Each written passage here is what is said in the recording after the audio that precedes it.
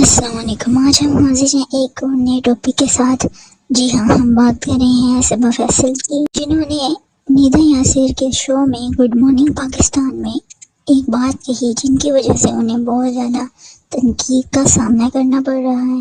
اور میرے میاں تو بہت اچھی بات کرتے ہیں، کہتے ہیں سسرال ایک ایسی جگہ ہے جہاں انسان کو گونگا اور بہرا بن کر رہے گا تو زندگی بہت اچھی گزرے گی. چلو یہ بھی تو یہ ٹپس ہیں. اس بات پہ تو ساری خواتین پیچھے پڑ جائیں گی آپ نہیں چپٹ جائیں، ٹھیک ہے. میں ہمیشہ ویلیوز کی بات کرتی ہوں، کیونکہ میں آپ کو 43 ایئرز بیک جا کر تو ایکسپیرینس بتا رہی ہوں کہ میں نے ہر چیز ان کی پسند سے کی.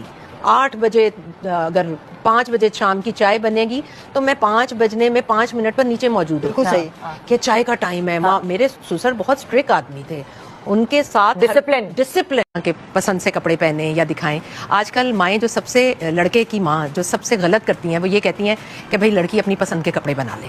جب آپ نے سب کچھ شروع کی چیزیں ہی اس کے ہاتھ میں دے دیں، اچھا وہ بری بات بھی نہیں ہے، اچھی ہے لڑکی نے جو پہننا ہے جس طرح سے وہ کمفرٹیبل ہے وہ خود بنا لے. اب وہ جب خود بنائے گی تو وہ تو شادی کے پہلے دن سے وہ تو وہی پہنے گی نا جو اس نے بنایا اور اس کے دل کو اچھا لگ رہا ہے. اس نے تو وہی پہننا ہے، اس کا ذہن تو وہی رک جائے گا. صبا فیصل جیسی اسٹیٹک وائز تو نہیں ہوتی. ہاں لیکن پھر بھی اب جب میری شادی ہوئی تھی تب میرے کپڑے میری نندوں نے بنائے تھے، میری ساس نے بنائے تھے، میں نے خود بنائے تھے. حالانکہ جو شادی کا جوڑا تھا وہ میرے ماموں نے کہا کہ بھائی تم خود بناؤ.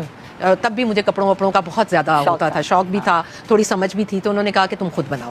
تو وہ میں نے پہلا جوڑا خود بنایا. باقی کپڑے میری ممانی نے میری نندوں نے انہوں نے بنائے تھے. تو میری کوشش ہوتی تھی کہ میں شروع کے دنوں میں جو انہوں نے بنائے ہوئے کپڑے خوشی ہوتی ہے ہاں وہ پہنوں. جو میں نے بنائے ہوئے وہ تو میں ہیران فیضا علی اور مامیہ جعفری نے ان کی مخالفت کی.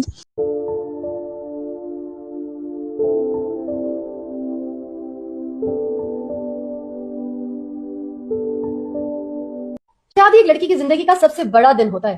اس دن کے کپڑے صرف کپڑے نہیں ہوتے، وہ اس کی خوشی، اس کے خواب اور اس کی یادیں ہوتی ہیں. اگر بہو اپنے پسند کے کپڑے لینا چاہتی ہے تو یہ بدتمیزی نہیں، یہ ایک فطری خواہش ہے. ہاں، ساس کی رائے اہم ہے لیکن فیصلہ چھین لینا محبت نہیں، کنٹرول ہے.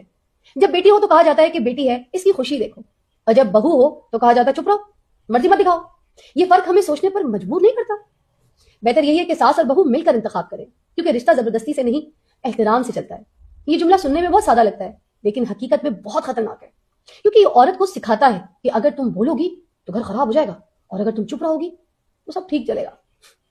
خاموشی وقتی سکون دیتی ہے، مستقل خوشی نہیں دیتی.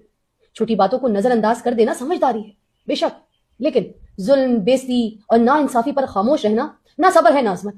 اسلام بھی یہ نہیں سکھاتا کہ غلط پر ہمیشہ خاموش رہا کرے، بلکہ یہ سکھاتا ہے کہ حق بات حکمت کے ساتھ کی جائے.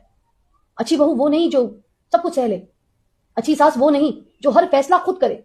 اچھا گھر وہ ہوتا ہے جہاں پسند جرم نہ ہو، آواز بغاوت نہ سمجھی جائے اور خاموشی خوف کی نہیں سمجھداری کی ہو. یاد رکھیں، گھر عورت کی خاموشی سے نہیں اس کے سکون سے بستا ہے، اور جو گھر ایک عورت کی خوشی اور آواز سے ٹوٹ جائے وہ گھر پہلے سے ہی کمزور ہوتا ہے. صبا فیصل کی بات ٹھیک تھی یا انہوں نے سراسر غلط بات کہی؟ کمنٹس میں بتائیے. اور کیا ہیران فیضا علی اور مامیہ جعفری نے صحیح ان کی مخالفت کی؟ ملیں گے اگلی ویڈیو میں. اپنا خیال رکھیے. شکریہ. خدا حافظ.